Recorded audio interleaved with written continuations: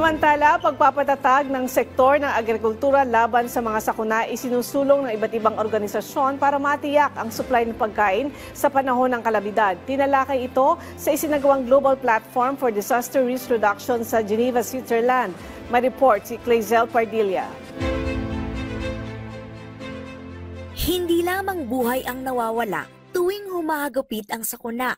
Sapul din ang sektor ng agrikultura na pinagkukuhanan ng pagkain at pangunahing hanap buhay ng higit 2 bilyong tao sa Asia-Pasipiko, gaya ng Pilipinas. Sa Global Platform for Disaster Risk Reduction sa Geneva, Switzerland, itinulak ang pagpapatatag sa sektor ng agrikultura laban sa mga kalamidad.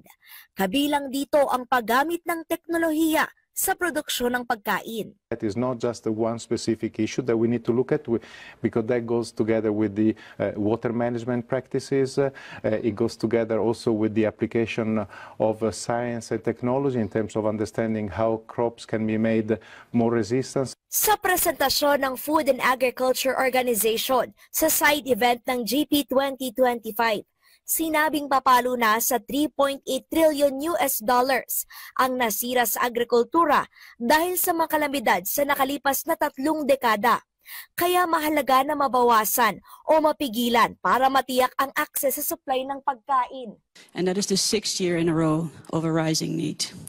And we also found that weather extremes were the main driver in 18 countries, with almost 100 million people in high levels of acute food insecurity. Ibinahagi ng Department of Science and Technology sa global community ang mga hakbang ng Pilipinas pagdating sa forecasting at early warning system na mahalaga para mabawasan ang pinsala ng kalamidad. Exposure characterization hazard mapping so that you can develop impact-based forecasting before the hazards would occur, and you monitor the possible hazard and the trigger to communicate, and then you rapidly estimate the impact if that hazard happens. Sa website ng DOST, makikita ang agri-weather na gumagabay sa mga magsasaka at mangingisda. Nakikita ang temperatura at kondisyon ng lupa na mahalaga sa pagtatanim. Nag-aabiso rin sa mga weather system na maaring umiral upang maiwasan ng mga magsasaka ang mga panahon kung kailan maaring tamaan ng tagtuyot at pagbaha ang kanilang tanim. Tampok din dito ang Fisheries Advisory na nagbababala kung ligtas ang pamamalaot.